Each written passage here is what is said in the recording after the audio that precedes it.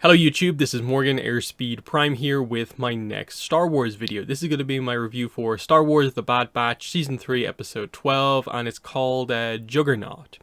Overall, I thought it was a enjoyable episode, but I don't think it really progressed things maybe along as much as I maybe wanted them to. Very much a bit of a kind of classic Bad Batch episode where the majority of the episode is a pretty long action set piece, which is just the Bad Batch sort of executing a mission to get something they need to actually progress the plot. In this case, it's because they need to break Admiral Rampart out of the Empire kind of labor facility because he is someone who might know the way to get to Tantis. Otherwise, we had the very early stages of Omega kind of being reintroduced to Tantis. Basically just some minor dialogue between her and Emery. Hemlock introducing Omega to, of course, the other specimens, which is where she's going to be kept, and kind of just maybe interlinking the plots together with like the Emery episode that we got last week with this one. But it definitely stops right before it's about to kind of get like properly interesting and maybe reveal more about what exactly is going on. So ultimately just a bit of a setup episode. I hope it's probably the last kind of one of these of the season. We've only got a few episodes left after this, so I hope it's pretty much all basically finale stuff going forward, because it'll be a little bit unfortunate if there's another episode where it is more of just a kind of random mission to figure out Rampart's way to actually find Tantis, and they leave themselves not a lot of time to do the finale action sequence, but also just the story and plot stuff. And then because it's the last season, there's a lot of sense of like you kind of need to do epilogue type stuff as well, and are they giving themselves enough time here? So I hope they can quickly get through a lot of that stuff, because I do want just a lot of time to be given to addressing stuff like the exact details of how important Omega is. You know, where is Project Necromancer going to be by the end of the Bad Batch? How are we going to go about like really quickly introducing all of the clone characters potentially back into things to try and do some sort of a resolution there? A lot of questions surrounding kind of that stuff. That, you know, in a way a slower episode like this, because it was mostly an action sequence, didn't really maybe build on the last episodes like super well. It's still intriguing, and because it's dealing with the same general stuff, of course, it's you know, exciting to a certain degree.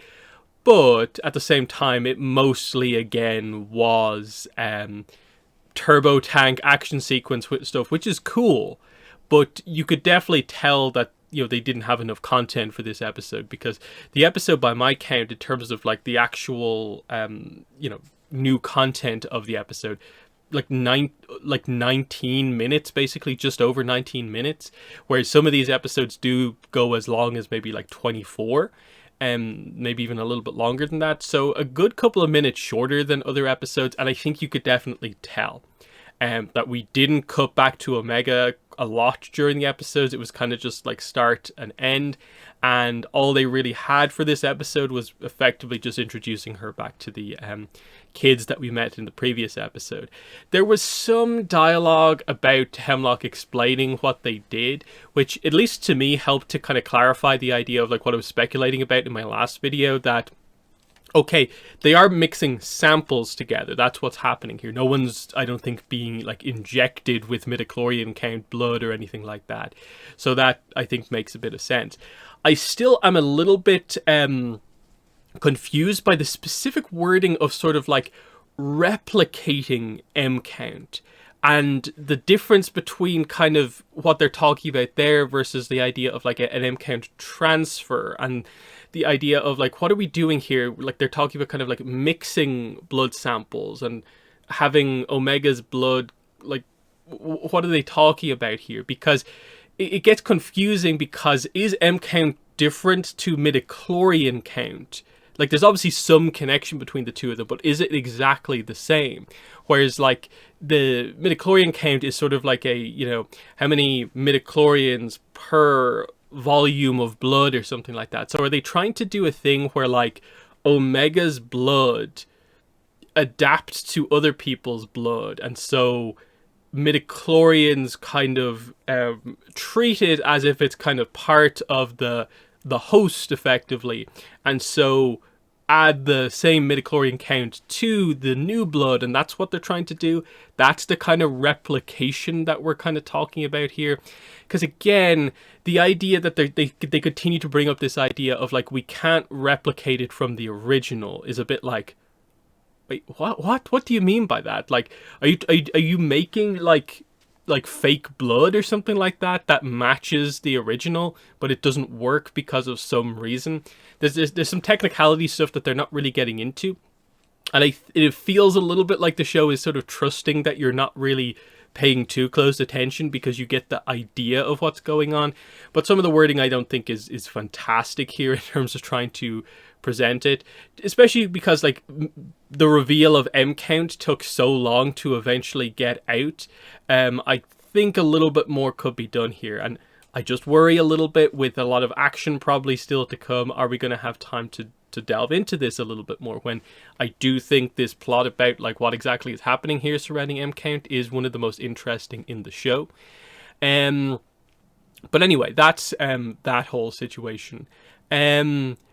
Because yeah, like you had a little bit more with Emery in terms of like her hesitancy to, you know, involve another child, Omega, in the project.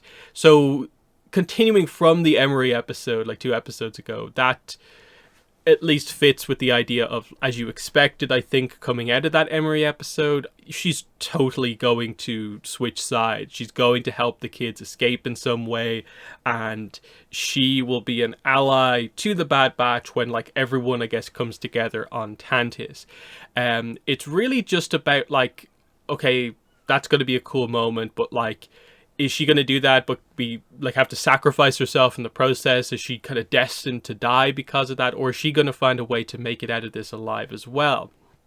That's an important question. Like, is the Tantis aspect of Project Necromancer getting taken out here, or what? There's a few things where I'm not really sure what exactly the direction necessarily is, because again, it's kind of like blood samples stuff with Omega, so I'm guessing we'll get to see her interact with the other kids, and they're all quite scared and I guess used to the process, but Omega is going to, I suppose, be a bit more of a rebel here. Will they be able to do anything? This is where you're maybe wondering, like, is there going to be some sort of thing where does someone use the Force here? Are we going to do some sort of a build up to maybe Omega uses the Force, but then the implication is that she doesn't really have that, because again, the reveal seems to be that her blood samples were used and deemed worthy, but it doesn't necessarily seem to be the case that her blood is high M count itself. It can be if you mix it, but it's unclear about the other aspect of that. So a lot of questions there. The other side of the episode with Crosshair's Wrecker and Hunter. We jump in like a bit of time has passed, and there's a bit of an argument at the start. I'm glad it wasn't a shouting match between all the characters. It was just a sort of like everyone's frustrated about the situation, but no one really blames themselves. Like, Crosshairs logically explains what happened here, that if Omega didn't do what she did, Pabu would have been completely destroyed. She did it to save everyone, and they all kind of acknowledge that sacrifice. But they know they have to get her out, and they're all together in trying to get her out. So that was well done overall, but of course they don't have their ship anymore. This is where the reintroduction of Fee comes into play, and she's going to help them in terms of actually giving them the ship, but she's part of the mission as well, obviously. So this is where Crosshairs reveals that through Rampart, who's been taken prisoner, they might have a pathway to Tantis because he sent someone to Tantis. So he's at least familiar with the process of, like, how do you go about setting up a trip to Tantis, and that will help them. So this leaves us to kind of Empire labor facility on some planet where he is working in some sort of a mining kind of capacity. I liked seeing Rampart again because like I didn't think he was like an amazing character from the previous seasons, but I actually liked that, like, just seeing a character who you previously associate as just being the Empire high up every time he was there in a command position, more or less just giving out orders, to see him just having to kind of put in these hard days of work and just trying to get through it all was kind of interesting.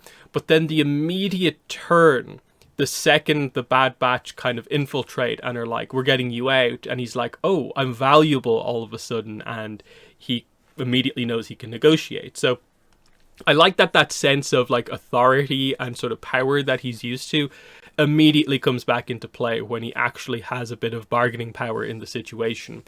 It'll be interesting to see how exactly this goes, because of course I guess the Empire has, you know, abandoned him effectively, so he's not loyal to them, but he wants to, I suppose, get the best for himself out of this. So I guess he'll help the Bad Batch in terms of like, is there any way back into the Empire's loyalty through this? I'm not really sure.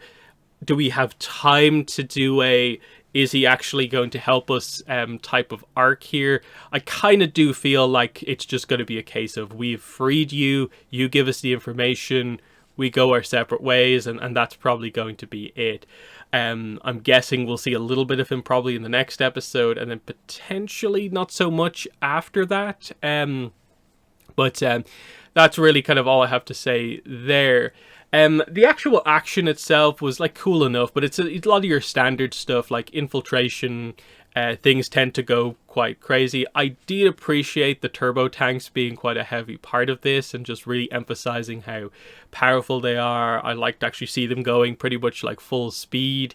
The duel between the turbo tanks on the bridge, and seeing them actually used as like an actual like fast vehicle where like it actually jumps effectively off a ramp and you see it kind of land, and the kind of suspension aspect was actually a fun sequence to have. And then the kind of finale sequence is that the steering, the controls go when they're attacked by a ship, and so they're about to basically drive off the edge of a cliff.